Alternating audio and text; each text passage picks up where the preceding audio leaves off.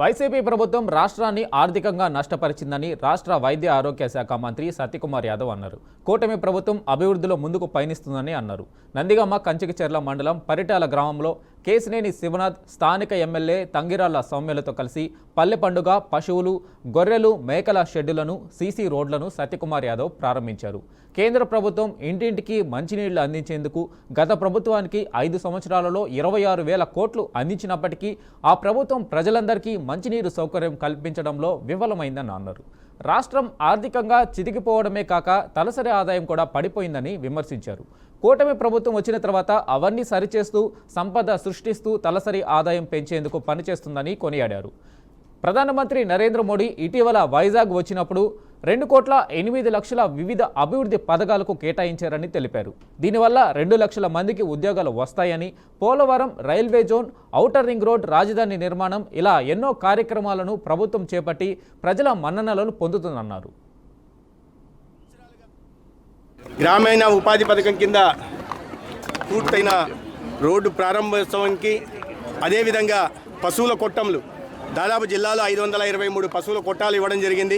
90% జాతీయ గ్రామీణ ఉపాధి పథకం కింద నిధులు సమకూరుస్తుండగా కేవలం 10% మాత్రమే లబ్ధిదారు వాటాగా చెల్లించాల్సింది. తద్వారా ఒక ఆదాయ వనరు ఈ లబ్ధిదారుకు చేకూరుతుంది.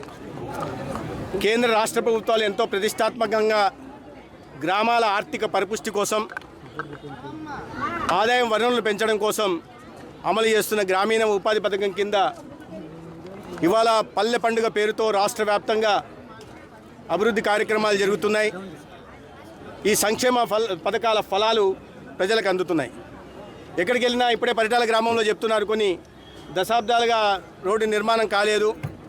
గత 5 సంవత్సరాలుగా పదే అప్పట్లో స్థానిక ప్రజాప్రతినిధుల్ని కోరుకున్నప్పటికీ, ప్రభుత్వానికి వినతి పత్రాలు ఇచ్చినప్పటికీ కూడా దాని గురించి ఎవరు చూడలేదు.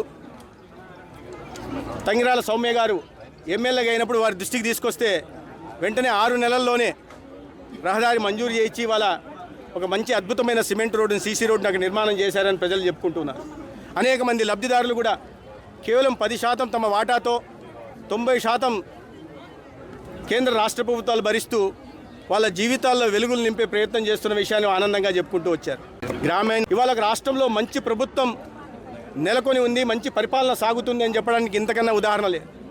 పెద్ద నేను అమరావతి నిర్మాణం గురించో, పోలవరం నిర్మాణం గురించో, హైవేల గురించో, రైల్వే కార్యక్రమాల గురించో, లేదా 2 రోజుల క్రితం ప్రధానమంత్రి గారు వచ్చి 2,08,000 కోట్లకు పైగా అభివృద్ధి కార్యక్రమాలకి శ్రీకారం చుట్టిన విషయం గురించో చెప్పట్లా.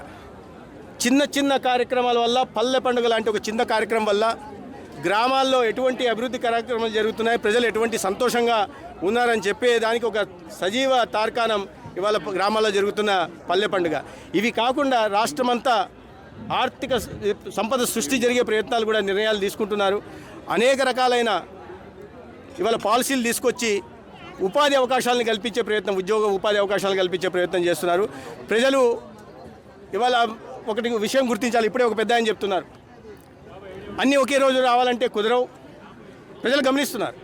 గత 5 సంవత్సరాలు ఎటువంటి విధ్వంసకర పాలన జరిగింది, రాష్ట్రానికి ఆర్థికంగా ఎటువంటి నష్టం జరిగింది. ఆ నష్టాన్ని సరి చేసుకుంటూ మళ్ళీ ఈ అభివృద్ధి పట్టాల మీదకి రాష్ట్రాన్ని తీసుకెళ్లాలంటే ఒక అభివృద్ధి ప్రదాతగా ఉంటున్న ముఖ్యమంత్రి గారు చంద్రబాబు నాయుడు గారు, అభివృద్ధిని కాంక్షించే పవన్ కళ్యాణ్ గారి వల్ల సాధ్యమవుతుంది. దానికి నరేంద్ర మోడీ గారి సహకారం కూడా ఉందని ప్రజలు భావిస్తున్నారు. కాబట్టి అభివృద్ధి, ఈ ప్రభుత్వం ఎన్నికలకు ముందు పార్టీలు మాట్లాడిన ఏ హామీలు అవుతాయో అవన్నీ కూడా